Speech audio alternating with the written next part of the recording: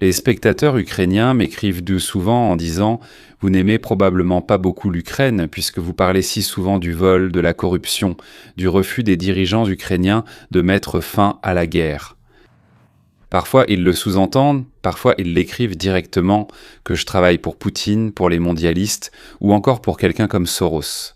Je veux déclarer officiellement que oui, je travaille, mais pour le Honduras. Pourquoi me demanderez-vous? Parce qu'il paie. Il pète en banane. Eh bien, plus sérieusement, mesdames et messieurs, il me semble que j'ai exprimé à plusieurs reprises ma position concernant qui a attaqué et qui est responsable du grand nombre de crimes horribles commis sur le territoire de l'Ukraine. Donc, pour que tout soit parfaitement clair pour tout le monde, regardez, s'il vous plaît, la vidéo d'aujourd'hui. Celle-ci. Et j'espère vraiment que vous n'aurez plus aucun doute. Et j'ai une grande demande à tous vos amis et connaissances qui ont déjà regardé mes vidéos et ont pensé que j'avais une position anti-ukrainienne, pro-russe ou autre chose. S'il vous plaît, envoyez-leur le lien, enfin peu importe comment ça s'appelle, pour qu'ils puissent aussi regarder. Alors parlons d'abord de ce que j'appellerais la propagande contre la réalité, ou de ce que disait Moscou, de ce qui se passait en réalité. Et ensuite, nous développerons cela en parlant de la façon dont cette guerre s'est déroulée, comment elle se déroule et où elle ira. Le 24 février 2022, Vladimir Poutine est apparu à la télévision russe et a prononcé le mot « dénazification », c'est-à-dire donc l'éradication du nazisme de l'Ukraine. En un peu plus de 4 ans, ce mot est devenu un ordre. Une couverture pour la déportation de centaines de milliers d'enfants, le recrutement de meurtriers et de violeurs directement depuis les baraquements des prisons, l'achat de soldats en Corée du Nord et en Afrique. Et une guerre dans laquelle leurs propres soldats sont trompés aussi effrontément que, d'ailleurs, le reste du monde. Aujourd'hui, je vais détailler ce que le Kremlin a promis, ce qu'il a réellement fait, et pourquoi même ses propres soldats, une fois envoyés au front, provoquent la réaction de leur propre mère. Et l'horreur d'une seule phrase. « Maman, tu n'imagines pas comment tout se passe vraiment ici. » Dans cette vidéo, il y aura 5 parties. D'abord, la version officielle de la guerre. Pourquoi? La Russie était censée faire la guerre. Ensuite, ce qui se passait vraiment sur le terrain, de Boutcha à la déportation d'enfants et à la torture de prisonniers. Ensuite, la guerre vue de l'intérieur. Comment on attirait les gens au front, recrutés dans les prisons et à l'étranger, et combien ils étaient sans payer. La 4e partie aborde des sujets gênants, même pour les critiques du Kremlin. Comment l'argent européen du gaz et du pétrole russe a financé la guerre pendant des années.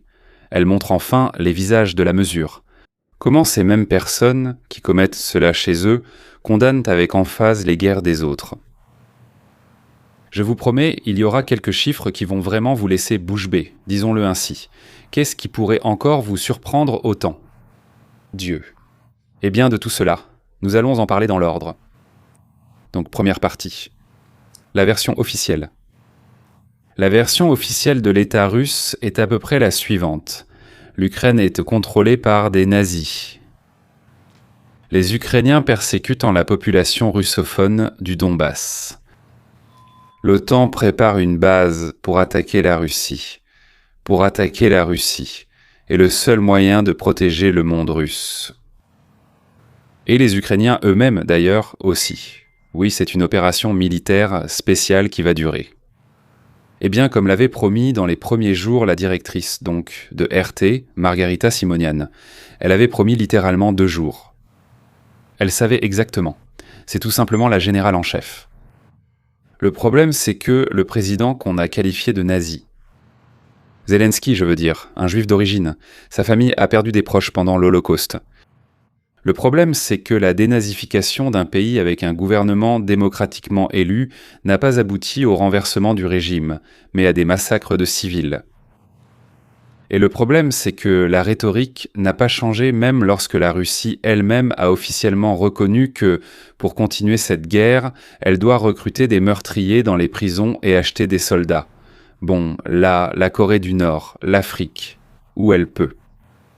Est-ce qu'il y a une personne qui, il y a 2 jours, purgeait une peine pour meurtre et qui, maintenant, libère officiellement le peuple frère du nazisme?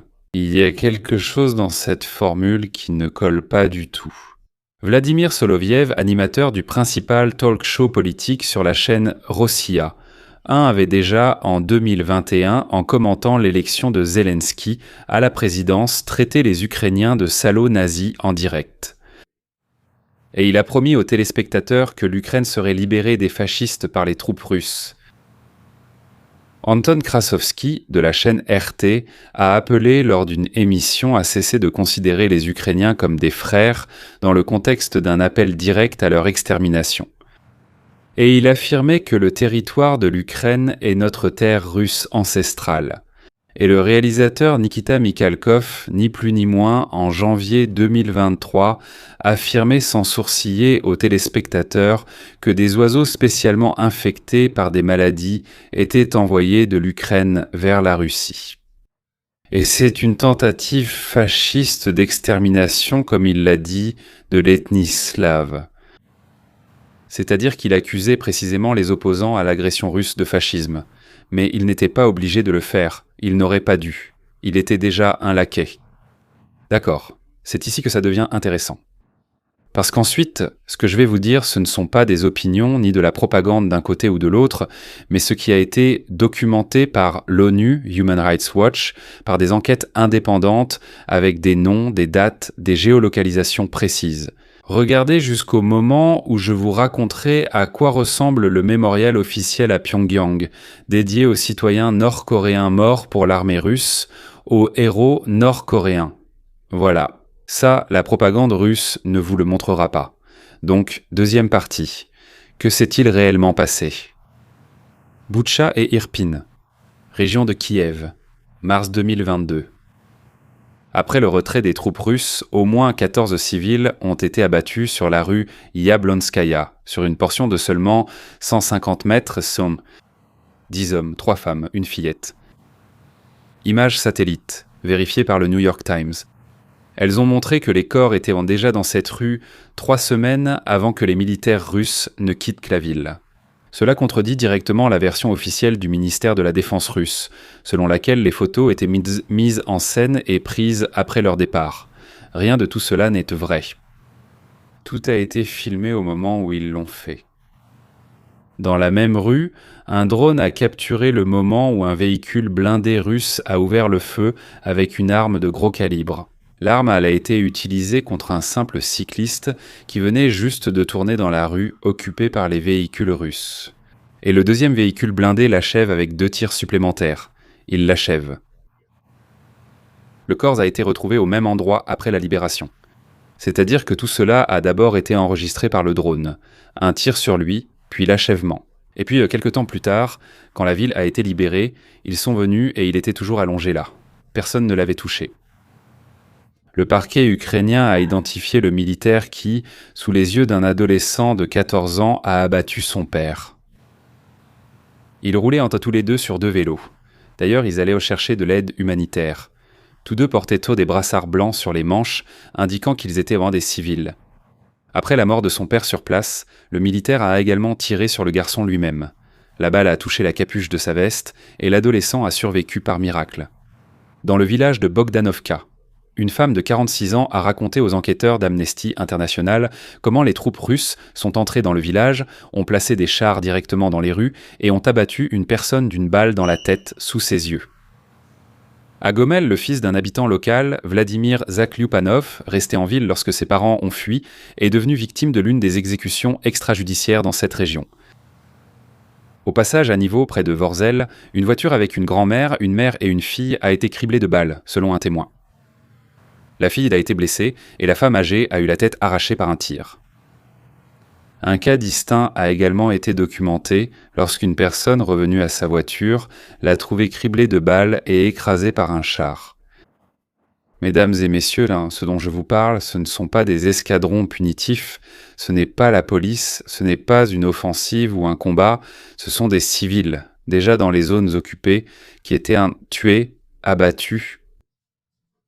Ils étaient violés, égorgés et laissés là sur place par des militaires russes de différentes unités. Pas un seul régiment, pas une seule division, mais des unités tout à fait différentes. Il repartait. C'est exact, le Haut Commissariat aux droits de l'homme a confirmé au moins 422 morts de civils directement à Boutcha après l'occupation. Dans toute la région de Kiev, selon les estimations concordantes de l'enquête ukrainienne et de la BBC, environ 1000 personnes ont été tuées, dont environ 650 abattues par les militaires de la Fédération de Russie. Des viols ont eu lieu. Human Rights Watch a documenté séparément de nombreux viols dans les régions de Tchernihiv, Kharkiv et Kiev. L'une des victimes, dont le nom a été changé par les avocats, est une femme chez qui les soldats russes sont revenus à 3 reprises, l'enfermant dans sa maison. Et ils l'ont violée à 3 reprises, chaque fois en groupe, même en attendant qu'il s'endorme. Elle a fui avec son fils à travers tout le pays, jusqu'à Ternopil, où elle a déposé une plainte auprès de la police. Cela est devenu la première affaire officiellement enregistrée sur le viol commis par des militaires russes. Le maire de Boutch a également parlé publiquement de cas encore plus horribles. Des femmes abattues, puis écrasées par des chars. Selon lui, c'était pour cacher les traces et effrayer les habitants. C'est-à-dire, tout simplement, des gars, des tankistes. Ils violaient, ils tuaient. Peut-être qu'ils les mettaient dos sous les chars encore vivants, sans les tuer. Ceux-là ne raconteront plus rien. De bons fils adorables. Des papas. Je ne sais pas, peut-être des maris de quelqu'un, des amis de quelqu'un sans doute, des compagnons de beuverie de quelqu'un aussi. Voici pourquoi la Cour pénale internationale a émis un mandat d'arrêt contre Poutine. Pas pour Boutcha, mais pour les enfants, selon les données d'une commission indépendante de l'ONU publiée en mars 2026. La déportation des enfants ukrainiens a été menée selon une politique élaborée au plus haut niveau de l'État russe, avec la participation personnelle du président et de la commissaire aux droits de l'enfant, Maria Lvova-Belova. Depuis le tout début. Une action bien réfléchie.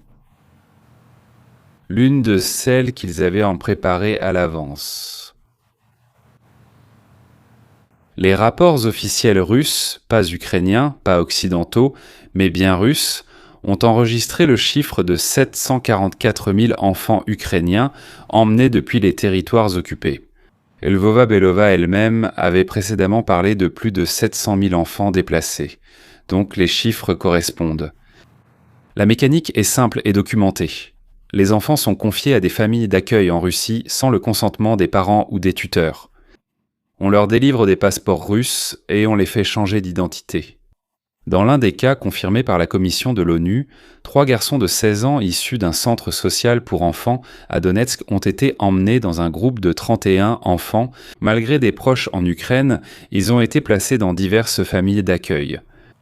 L'un d'eux a été pris en charge par Maria Lvova-Belova elle-même.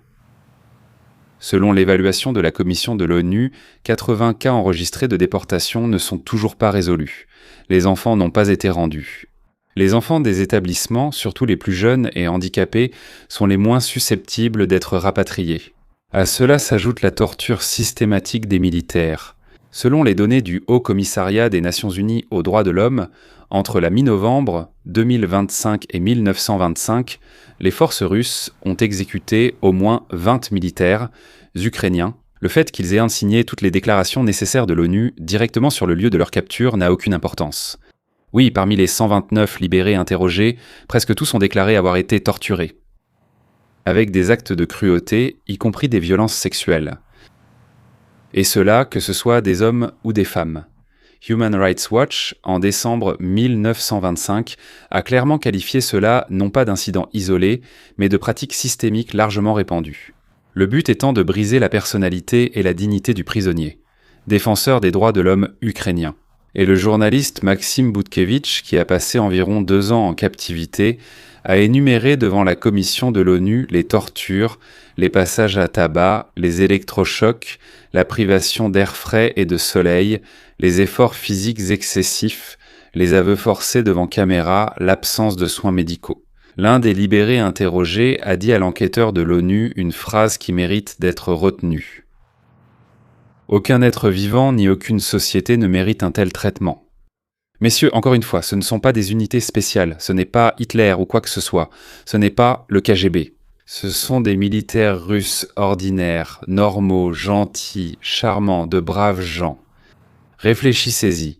Un pays qui se dit protecteur et libérateur reconnaît officiellement dans ses propres documents avoir emmené 3/4 million d'enfants étrangers, alors que ses propres soldats sont faits prisonniers en masse. Cela témoigne de tortures systématiques. Si vous pensez que cela ne concerne que les Ukrainiens, ne vous précipitez pas pour changer de chaîne. Ensuite, je vais vous parler de ce qui devrait vous inquiéter personnellement. À quoi ressemble la nouvelle vague de recrutement dans l'armée prévue pour l'automne de cette année. Et pourquoi on évite très soigneusement de l'appeler mobilisation. C'est fait exprès pour ne pas provoquer la même panique qu'en 2022. Si vous avez en Russie des proches en âge d'être appelés sous les drapeaux, cela vous touche directement. Je vais maintenant vous dire ce que l'on sait à ce jour. Troisième partie. La machine de guerre de l'intérieur. Officiellement, il n'y a eu qu'une seule mobilisation en Russie. Septembre 2022. 302 503 personnes, selon moi, ont été mobilisées par décret de Poutine, provenant de 1430 entités municipales. D'ailleurs, 33 000 s'étaient représentés au bureau de recrutement avant même leur convocation.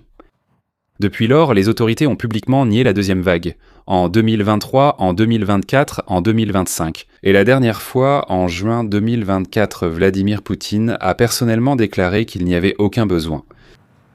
Mais selon 2 médias d'investigation indépendants, qui citent des sources dans les bureaux de recrutement militaire et à l'administration présidentielle, une nouvelle phase de recrutement est prévue pour octobre de cette année, délibérément après les élections à la Douma d'État, délibérément sans employer le mot « mobilisation ». Officiellement, cela sera appelé la poursuite de la campagne de recrutement sous contrat. Un complément de personnel ou un euphémisme similaire. C'est simplement pour éviter le statut juridique de mobilisé et la panique qui y est associée. Des dizaines de milliers de personnes seront accueillies sur les terrains d'entraînement militaires, formés rapidement puis répartis dans les unités. De plus, le recrutement est principalement axé sur les régions périphériques les plus reculées du pays. La correspondance des militaires sera vérifiée très minutieusement, pour qu'aucune lettre envoyée à la maison n'indique où il a été envoyé, ce qu'il fait ou la situation sur place. Rien de tout cela ne sera plus autorisé. Parallèlement à cela, concernant les contrats sans mobilisation, les sources russes avancent différents chiffres. En 2023, selon les propos de l'ancien ministre Choigu, 540 000 personnes ont signé un contrat. Poutine lui-même, en décembre 2023, a parlé de 486 000 volontaires. En 2024, selon Medvedev, 190 000. Eh bien, l'effectif réglementaire de l'armée a été augmenté par décret à partir de septembre 2024 jusqu'à 2,3 millions de personnes, dont 1,5 million sont précisément des militaires, les autres sont du personnel de soutien. Le ministère de la Défense ne publie absolument aucune donnée précise sur le recrutement pour 2025-2026, absolument aucune. Depuis le début de la guerre, selon des estimations indépendantes, au moins 650 000 personnes ont quitté la Russie. Et donc il y a des statistiques concernant 70 pays d'accueil. Ce chiffre ne concerne que ceux qui ne sont pas revenus. La plupart sont partis en Arménie, au Kazakhstan, en Israël et en Géorgie. Donc environ 100 000 personnes dans chaque pays, encore 48 000 donc aux États-Unis. Après l'annonce de la mobilisation en septembre 2022 selon une source proche du Kremlin, 600 000 personnes sont donc parties. Et certains disent 1 million de personnes en quelques semaines. Que deviennent ceux qui restent et partent au front? La réponse. Dans des conversations téléphoniques interceptées, recueillies par les services spéciaux ukrainiens, dont une partie a été confirmée indépendamment par le New York Times, un soldat. Par exemple, maman, on n'a vu aucun fasciste ici, aucun fasciste, on n'en a pas vu ici. La vérité sur la dénazification. De première main, un autre soldat dans une conversation avec ses proches. C'est la guerre, maman. C'est la décision la plus stupide de notre État. Le troisième évoque l'ampleur des pertes cachées par les autorités, comparant chiffres officiels et réels. 1500, il y en avait 14 000 au début. Un autre après la retraite à ses proches. Nos dirigeants nous ont complètement abandonnés. Ils se sont enfuis. En plus du choc de la réalité, certains récits quotidiens de la guerre donnent des frissons. Un soldat raconte à son ami, sur un ton banal, les objets volés dans des maisons des autres lors de pillages. Un autre, identifié par le SBU comme un habitant d'Astrakhan, se vante auprès de son interlocuteur d'avoir torturé des prisonniers avec une pelle. Un militaire nommé Sergueï raconte calmement à sa petite amie comment ils ont décidé d'exécuter simplement les prisonniers capturés. Eh bien, parce que nourrir les prisonniers, c'est trop contraignant. Les pertes officielles, reconnues précisément par les militaires, la défense de la Fédération de Russie, 5 937 personnes. Ce chiffre n'a pas été mis à jour depuis septembre 2022. La liste nominative indépendante, selon moi, oui, de Mediazona et de la BBC, pour juillet 2026 compte 230 000 morts. Alors que l'exhaustivité de cette liste est estimée seulement à 45 à 65%, donc la moitié, donc 460 000. Le secrétaire général de l'OTAN, en décembre 2025, a mentionné le chiffre de 1 million de pertes tuées et blessées. Du côté russe, avec un rythme d'environ 1200 personnes par jour en 2025, le Centre d'études stratégiques et internationales, en juillet 2026, estimait à 400 à 500 000 le nombre de morts. Avec les blessés et disparus, cela fait 1,4 million. Donc en gros, les chiffres varient dans la même fourchette, n'est-ce pas ? La désertion a pris une telle ampleur que les journalistes de Vajnie Novosti et de Vajnie History ont commencé à compter les listes qui ont fuité. Pas moins de 49 000 militaires russes sont recherchés pour avoir quitté leur unité sans autorisation, ou pour désertion directement pendant les combats. Ce ne sont que ceux dont les noms ont été divulgués. Quand il n'y a pas assez des leurs, ils commencent à recruter d'autres personnes, et cela littéralement depuis les cellules de prison. Depuis juillet 2022, des représentants de la SMP Wagner venaient dans les colonies pénitentiaires, et depuis février 2023, c'est déjà exclusivement le ministère de la Défense proposant aux détenus un marché. 6 mois comme assaillant en première ligne en échange d'une grâce totale. Une grâce totale pour meurtre, pour viol, simplement pour trafic de drogue. Selon les documents de l'enquête de Mediazona BBC, le prix de Bakhmout, donc, l'enquête s'appelait « Le prix de Bakhmout », c'est ainsi qu'au moins 48 000 personnes ont été recrutées. De plus, pour 43,8 000 personnes, les colonies pénitentiaires spécifiques d'où ils ont été recrutés ont été identifiées. Le fondateur même de la SMP Prigojine, en mai 2023, disait qu'il avait sélectionné 50 000 détenus. Nous ignorons s'il les a sélectionnés et emmenés chez lui ou seulement sélectionnés. L'organisateur du meurtre de la journaliste Anna Politkovskaya, Sergueï Sadjissadjin, Kadji Kourbanov, purgeant une peine jusqu'en 2034, est parti à la guerre. Fin 2022, a été gracié et a même reçu l'ordre du courage. Artyom Boutchine, condamné à 20 ans pour viol et meurtre d'une infirmière, s'est enrôlé en 2023, a été blessé, gracié, puis arrêté de nouveau 1 an plus tard, cette fois soupçonné du meurtre d'une femme et de sa fille de 7 ans. Le chef de secte, ayant commis des meurtres rituels avec démembrement et cannibalisme, a été blessé au front, gracié en 2023, puis de nouveau condamné en 2024 cette fois pour trafic de drogue. C'est un problème systémique, pas des cas isolés. Selon les calculs de Novaya Gazeta Europe, en 2 ans, au moins 107 personnes ont été tuées par d'anciens prisonniers revenus de la guerre, ici même dans la vie civile, en Russie. Encore 100 ont subi de graves blessures et 91 des responsables ont été graciés par Poutine. Parmi eux, 45 avaient déjà été condamnés pour meurtre. Selon les données consolidées, en 2 ans et demi depuis le début de la guerre, 246 personnes graciées ou libérées sous condition, plus 180 militaires. Cela signifie qu'ils ont commis au moins 211 crimes mortels sur le territoire même de l'Ukraine. Mesdames et messieurs, les anciens détenus tuaient plus souvent que les autres militaires et choisissaient plus fréquemment leurs victimes, des femmes. Ivan Rosomakin, de la région de Kirov, a violé et tué une retraitée de 85 ans. Des milliers de criminels se promènent dans nos rues. Artyom Grechkin du kraï de Stavropol a cambriolé la datcha d'un retraité de 71 ans et l'a tué. Alexandre Mamayev, dans la région de Nijni Novgorod, a poignardé sa femme dans la poitrine devant leurs propres enfants. Elle est décédée. Igor Safonov était soupçonné du meurtre de 6 personnes dans le village karélien de Derevianoï. Et les tribunaux considèrent généralement la participation à la guerre comme une circonstance atténuante.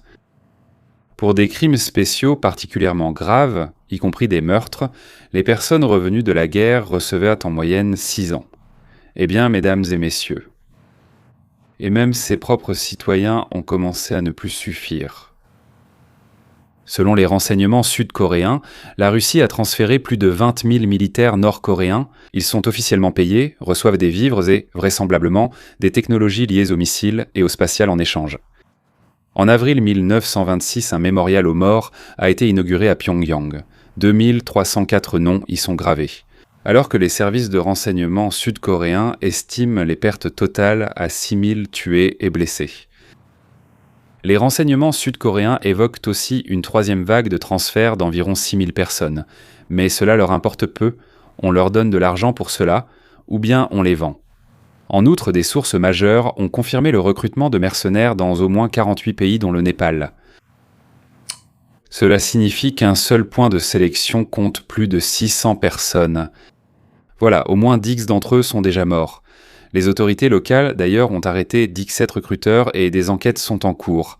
Ghana, Cameroun, Sénégal. Donc le renseignement ukrainien compte 1780 Africains provenant de 36 pays.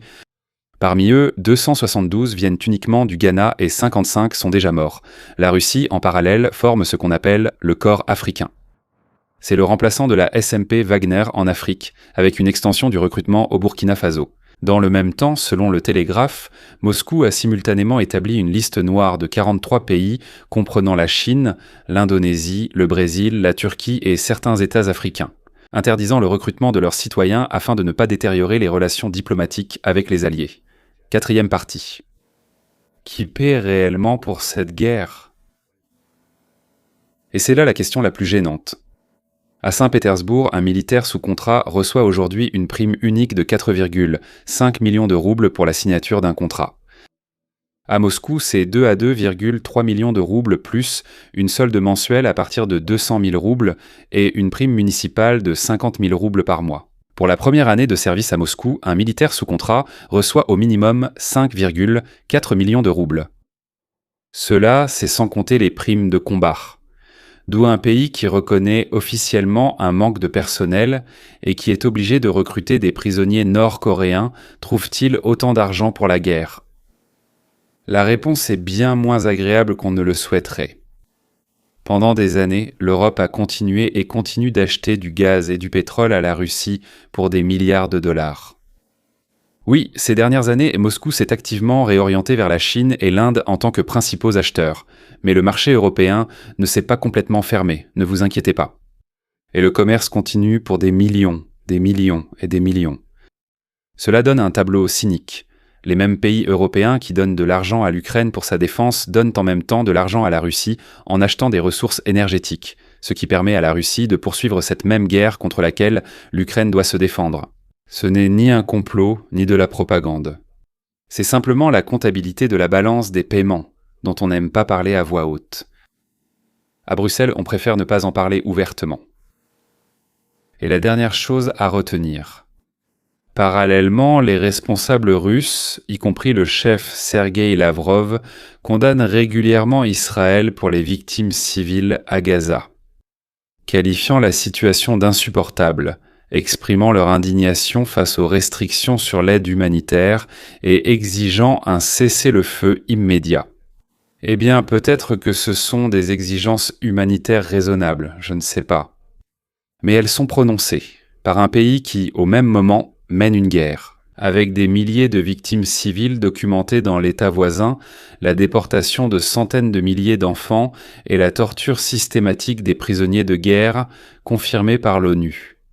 En Israël, ce n'est même pas envisageable, personne ne peut même y penser. En Israël, tout est fait pour, Dieu nous en préserve, ne pas nuire à la population civile d'aucune manière. Et on tire là d'où on nous tire dessus. Si cela se trouve sous un hôpital, on n'y peut rien, il faut tirer dans cette direction, parce qu'on tire depuis l'hôpital. Le double standard est tellement évident que même les commentateurs pro-russes et simplement indépendants à l'intérieur même de la Russie le remarquent et se posent donc des questions. Comment un pays qui exige des autres de ne pas tuer de civils peut-il en même temps reconnaître officiellement le transfert de 744 000 enfants d'un autre pays ? Et pour finir, la conclusion. Tout cela n'est pas une raison de désespérer, mais une raison d'y voir plus clair. La propagande ne fonctionne que là où il n'y a pas d'accès aux faits et où l'on n'a pas l'habitude de les vérifier. Chaque fois que nous plaçons la version officielle à côté de la réalité documentée, avec des noms, des dates, des sources, cette version s'effondre d'elle-même. Et plus il y aura de personnes, y compris celles qui sont aujourd'hui assises devant leur téléviseur en Russie, qui auront accès à cette image dans son ensemble, plus le chemin sera court vers le jour où de telles guerres deviendront impossibles en principe. La liberté commence par une connaissance précise. Nous l'avons. Si vous avez trouvé cette vidéo intéressante et utile, abonnez-vous au canal Telegram Léon Weinstein US. J'y publie de courts contenus et des analyses entre les grandes émissions. À bientôt. À bientôt. Dans la prochaine vidéo. Oui, mais si vous n'êtes pas abonné à cette chaîne, cliquez sur la cloche, s'il vous plaît. Au revoir.